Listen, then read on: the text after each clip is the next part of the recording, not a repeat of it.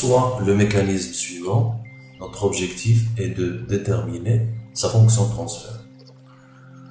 On donne le paramètre de rotation de l'arbre 1, c'est-à-dire l'arbre d'entrée, θe, le paramètre de rotation de l'arbre 2, c'est-à-dire l'arbre de sortie, θs, Cm, le couple moteur appliqué sur l'arbre 1, entrée, donc c'est-à-dire que on donne à l'arbre 1, ou bien on applique sur 1 un couple Cm, et on obtient une position θs à la sortie. Donc notre objectif c'est déterminer la fonction de transfert h de p, on va noter h de p, qui est égal à la sortie, paramètre de rotation θs, dans le domaine de la place bien sûr, divisé par la consigne Cm de p. Donc Cm de p c'est la consigne et θs c'est l'action. Donc vous appliquez un couple Cm, vous obtenez une position θs. Donc notre objectif c'est chercher la relation entre θs et P. On donne également le moment d'inertie de l'arbre 1 par rapport à son axe de rotation, c'est-à-dire mesuré sur son propre axe, GE, moment d'inertie de l'arbre 2 par rapport à son axe de rotation, JS, FE, coefficient de frottement visqueux dans la liaison pivot 0,1, c'est-à-dire que la liaison ici, la liaison pivot entre 0 et 1 est une liaison avec frottement, avec un coefficient de frottement visqueux FE. De même pour la liaison pivot 0,2, coefficient de frottement FS entre 0 et 2. On a un ressort monté entre 0 et 2, un ressort de torsion, donc sa raideur est notée K. Le système permettant de transmettre la puissance de l'arbre 1 vers l'arbre 2 est un engrenage. On va prendre petit r comme étant le rayon de la roue dentée liée à l'arbre 1, le pignon, et grand R, le rayon de la roue dentée liée à l'arbre 2.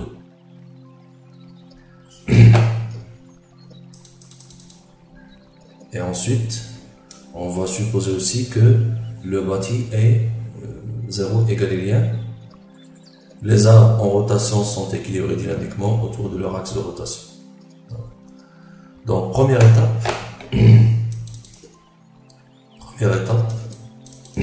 on va tracer le graphe des actions mécaniques ou bien le schéma d'analyse. Donc, schéma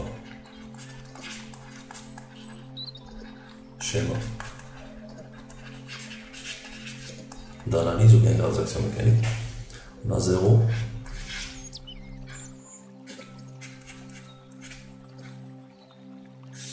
En liaison avec 1, en liaison avec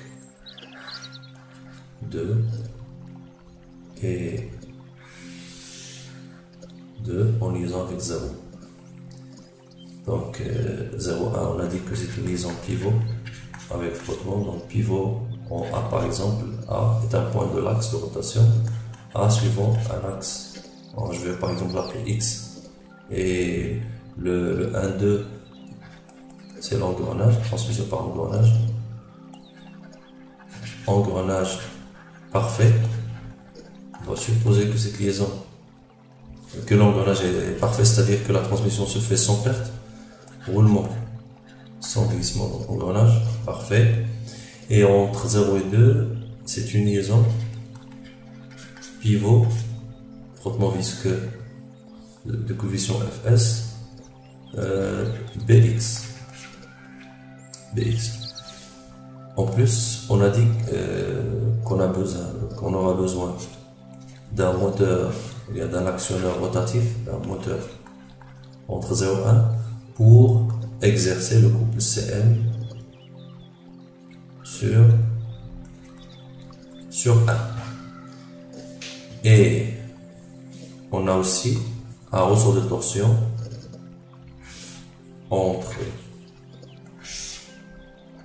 entre 0 et 2. Pour le moteur, bien sûr, le stator, il y a 0 et le rotor, il y a 1. En plus, je peux ajouter la pesanteur. Donc, pesanteur.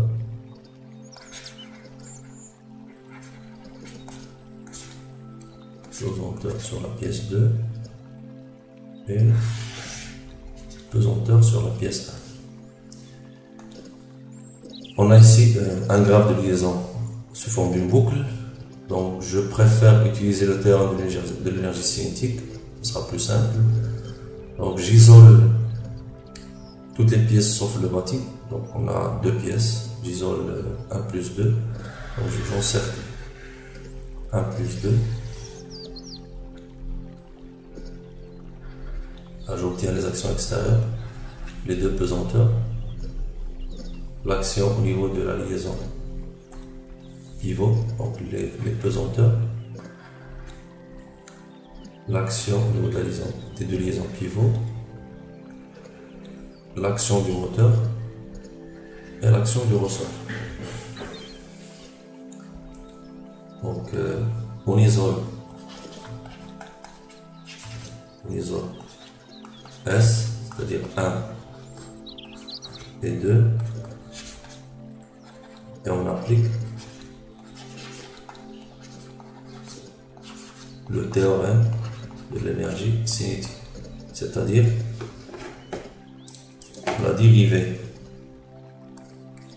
de l'énergie cinétique de S par rapport au terre galiléen, par rapport au temps, est égale aux puissances extérieures à S. Donc S va sur S plus les puissances intérieures à S. On va d'abord commencer par l'énergie cinétique avec T de S par rapport à RG égale. Alors ici on a deux pièces en rotation autour d'axes fixes. Donc j'applique directement la formule simple, 1/2 moment d'inertie, vitesse de rotation. Donc pour la première énergie cinétique c'est de 1, donc ce sera T de 1 par rapport à RG plus T de 2 par rapport à RG est égal. Donc T de 1 c'est 1/2 moment d'inertie, on avait dit que c'est JE θ point E au carré, la vitesse de rotation au carré, plus 1/2 JS θ point S. Le paramètre à l'entrée c'est θE, donc la vitesse c'est la dérivée de θ.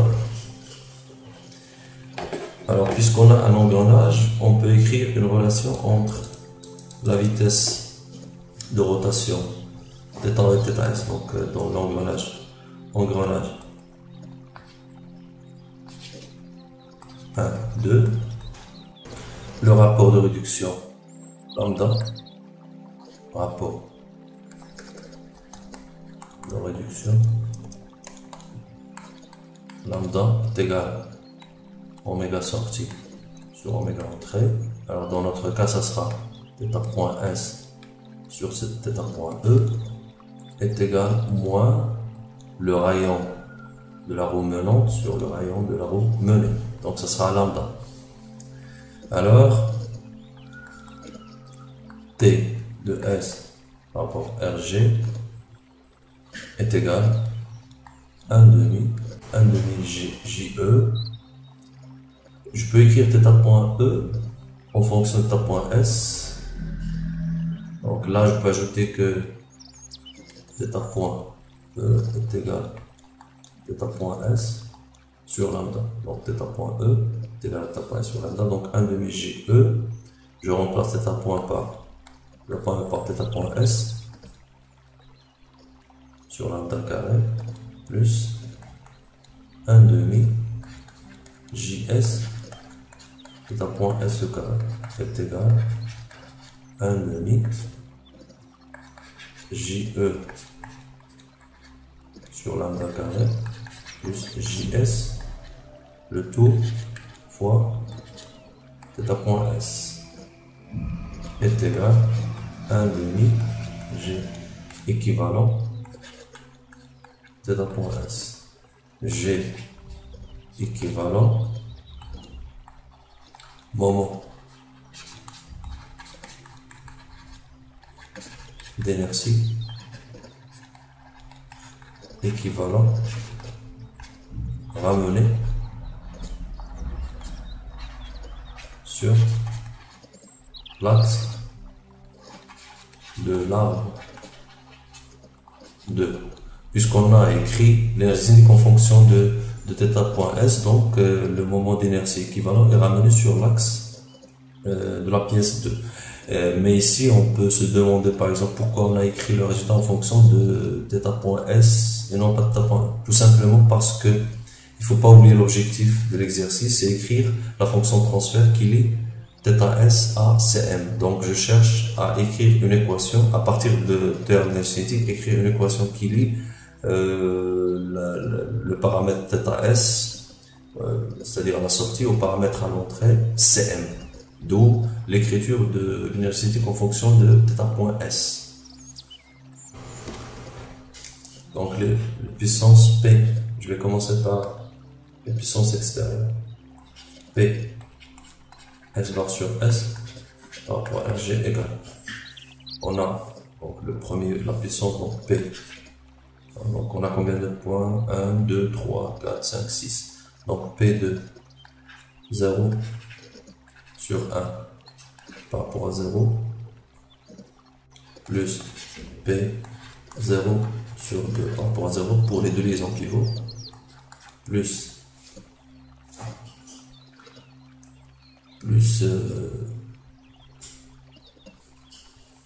P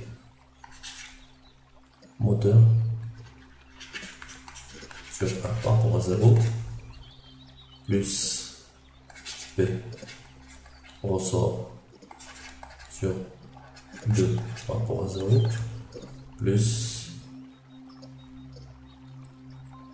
la pesanteur plus puissance la pesanteur sur S par rapport à 0, c'est-à-dire sur 1 sur 2, sur les deux à la fois, avec P 0 sur 1 par rapport à 0, c'est-à-dire la liaison pivot 0, 1.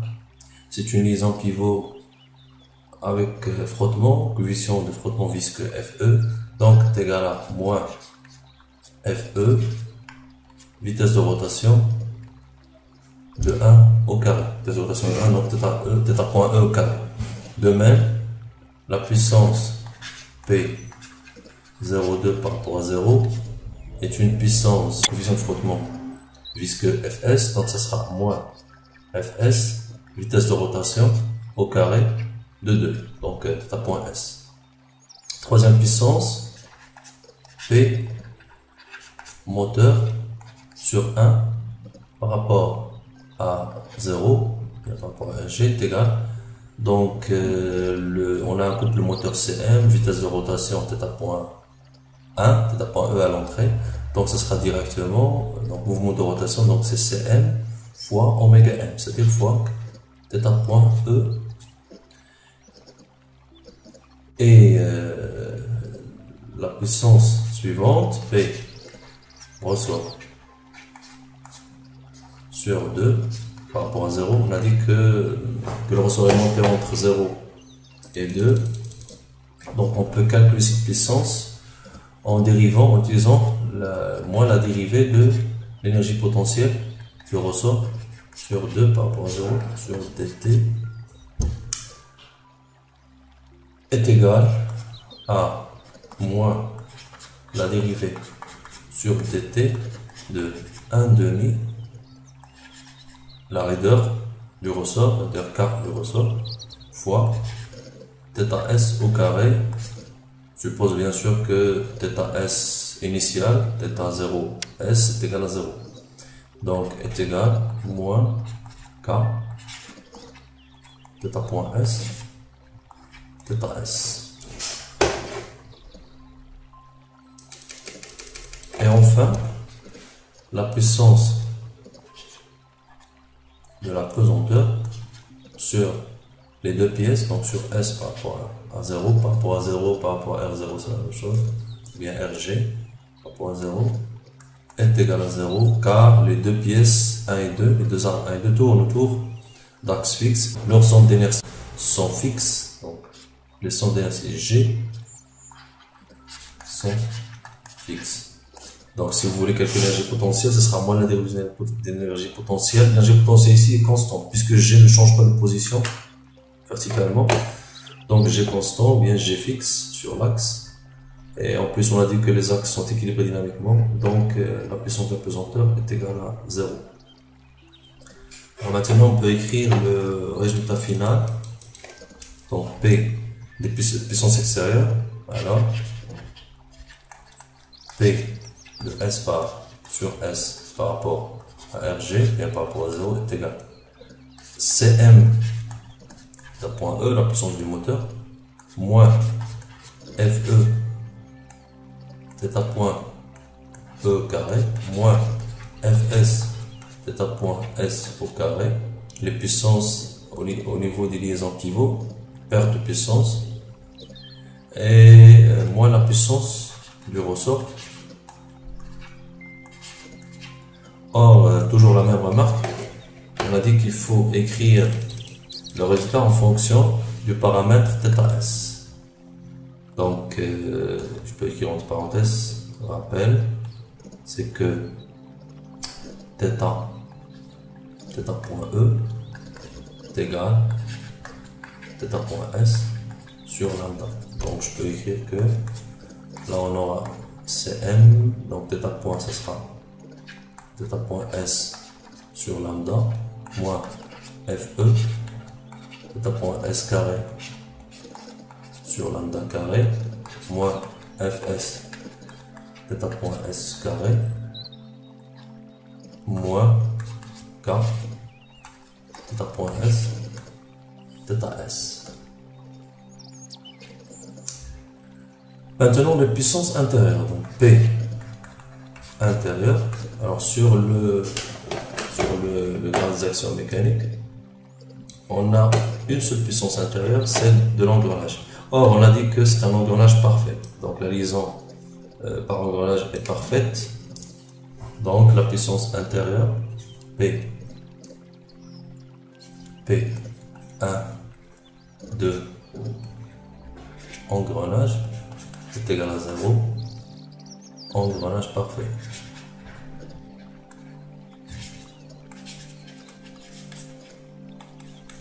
Parfait. Donc finalement, on peut écrire que le TEC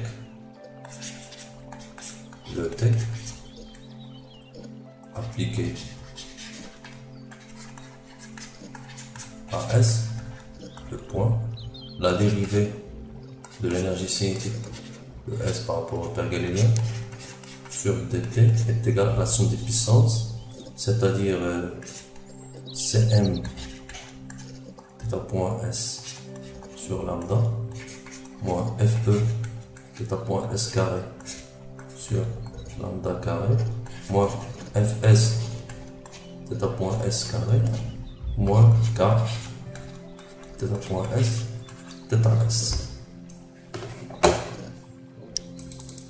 En tenant compte le résultat de l'énergie cinétique qu'on a déjà calculé, on a dit que c'est 1/2 J équivalent θ point S au carré. Donc je peux écrire que c'est la dérivée sur dt de 1/2 G équivalent θ point S carré est égal à G équivalent θ point S θ 2 point S est égal Cm θ point S sur lambda moins Fe θ point S carré sur lambda carré moins Fs θ point S carré moins K θ point S θs. Je peux simplifier partout θ point S, donc θ point S, là je simplifie le 2, θ point S et θ point S. Donc j'obtiens le résultat suivant implique que J équivalent de point S est égal Cm sur lambda moins, ici je peux factoriser par θ point S, alors θ point S, facteur de Fe sur lambda carré plus Fs moins K θS. Le terme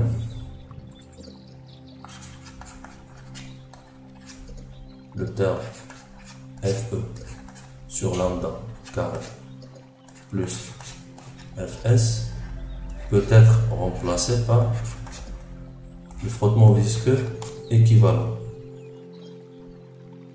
Finalement, on peut écrire que G équivalent θ2 point S plus F équivalent θ point S plus K θS est égal Cm sur lambda. Là, c'est l'équation issue de l'application de la rémunération cinétique à S. On passe maintenant à la transformation de la place. Donc, on suppose condition initiale nulle, cela implique que la dérivée seconde dans le domaine de la place est tout simplement une multiplication fois P carré. La dérivée première est une multiplication fois P. Donc l'équation dans le domaine de la place devient G équivalent P carré θ S de P plus F équivalent P θS de P plus K θS de P est égal Cm de P sur lambda. Cela implique que H de P qui est égal à θS de P sur Cm de P est égal à 1 sur lambda sur, là il faut factoriser bien sûr par θS, donc ce sera G équivalent P carré plus F équivalent P plus K est égal à 1 sur lambda K facteur de 1 plus F équivalent sur K P plus G équivalent sur K P carré.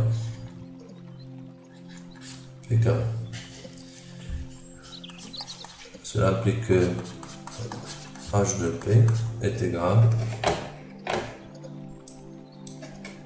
est égal 1 sur lambda K, bien sûr forme canonique, sur 1 plus F équivalent sur K P plus G équivalent sur K P carré, et c'est la fonction de transfert de le système.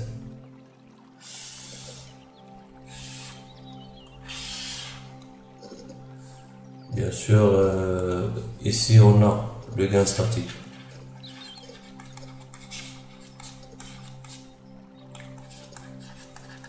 Est égal à 1 sur lambda K.